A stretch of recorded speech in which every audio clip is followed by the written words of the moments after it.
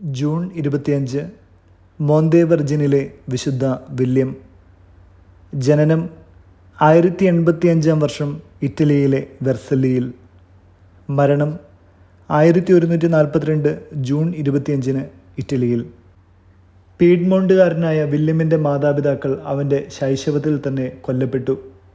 പിന്നീട് 15 വയസ്സുവരെ ബന്ധുക്കളുടെയും സ്നേഹിതന്മാരുടെയും കാരുണ്യത്തിലാണ് അവൻ വളർന്നു വന്നത്. 15-ാമത്തെ വയസ്സിൽ തൻ്റെ ജീവിതത്തെ ക്രിസ്തുവിന് വേണ്ടി സമർപ്പിച്ചുകൊണ്ട് ആശ്രമ ജീവിതം തിരഞ്ഞെടുത്തുകൊണ്ട് തൻ്റെ സ്വന്തം ഗ്രാമത്തിൽ നിന്നും ഒരു തീർത്ഥയാത്ര പോലെ നേപ്പിൾസിലെ വനങ്ങളിലേക്ക് പോയി. ആ യാത്രക്കിടയിൽ തൻ്റെ ശരീരത്തെ മെരുക്കുവാൻ വേണ്ടിയിട്ട് കാലുകളിൽ ഇരുമ്പ് പട്ട കെട്ടിവെക്കുകയും നടക്കുവാൻ ബുദ്ധിമുട്ട് അനുഭവിച്ചുകൊണ്ട് അതൊരു പ്രായശ്ചിത്തമായി കരുതി മുന്നോട്ട് പോയി. നോളയ്ക്കും ബെനവെന്തോയ്ക്കും മധ്യേ മോന്തേവെർജിനിയോയിൽ താമസമാക്കി. ദൈവമാതാവിൻ്റെ സ്തുതിക്കായി ആ സ്ഥലത്തിന് മോന്തേവെർജിനെ എന്ന് പേര് മാറ്റി. കടുത്ത മരിയഭക്തനായ വില്യം ജീവിതകാലത്ത് തന്നെ അനേകം അടയാളങ്ങളും അത്ഭുതങ്ങളും പ്രവർത്തിക്കുവാൻ ഇടയായിത്തീർന്നു. ഒരിക്കൽ അദ്ദേഹം പ്രാർത്ഥിച്ചുകൊണ്ട് ഒരു അന്ധൻ്റെ കണ്ണിന് കാഴ്ച കൊടുക്കുവാൻ ഇടയായിത്തീർന്നു. വില്യമിൻ്റെ ജീവിത രീതിയിൽ ആകൃഷ്ടരായി വന്ന യുവജനങ്ങളെ എല്ലാവരും ചേർത്തുകൊണ്ട് 1119 വില്യമൈറ്റ്സ് എന്ന് പറഞ്ഞ ഒരു സഭ ആരംഭിച്ചു. പിന്നീട് വില്യമിൻ്റെ നിയമം ചിലർക്ക് ഭാരമായി തോന്നിയതിനാൽ അവരെ ഉപേക്ഷിച്ച് നേപ്പിൾസിലെ റോജർ രാജാവിൻ്റെ സംരക്ഷണയിൽ മോന്തേവെർജിനി സന്യാസികളുടെ ആശ്രമങ്ങൾ ആരംഭിക്കുകയുണ്ടായി. അവിടെയും വളരെ കഠിനമായിരുന്നു നിയമങ്ങൾ. മത്സ്യമാംസാദികളോ മുട്ടയോ പാലുൽപ്പന്നങ്ങളോ ചീസ് പോലും ആശ്രമത്തിൻ്റെ പരിധിക്കുള്ളിൽ അനുവദനീയമായിരുന്നില്ല.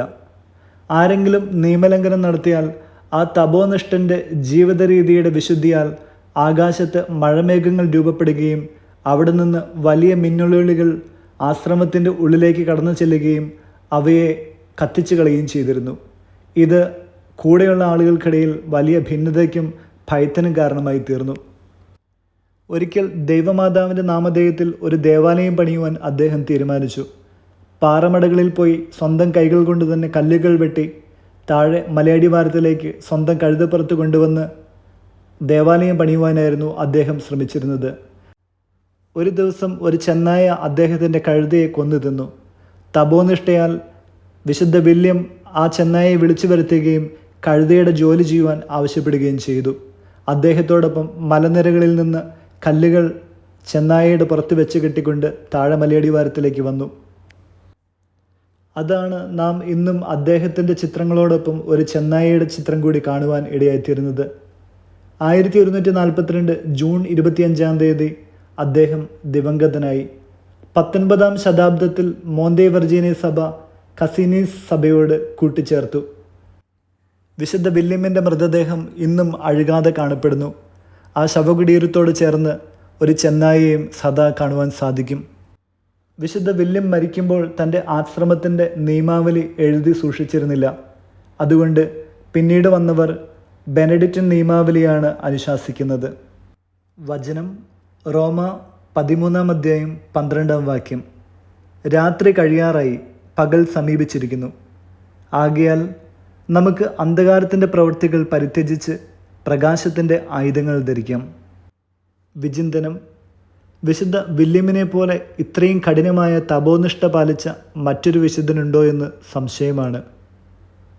റോമാക്കാർക്ക് എഴുതിയ ലേഖനം 8-ാം അധ്യായം 28-ാമത്തെ വാക്യം ഇപ്രകാരം പറയുന്നു: ദൈവത്തെ സ്നേഹിക്കുന്നവർക്ക് സർവ്വവും അവരുടെ നന്മയ്ക്കായി ഭവിക്കുന്നു.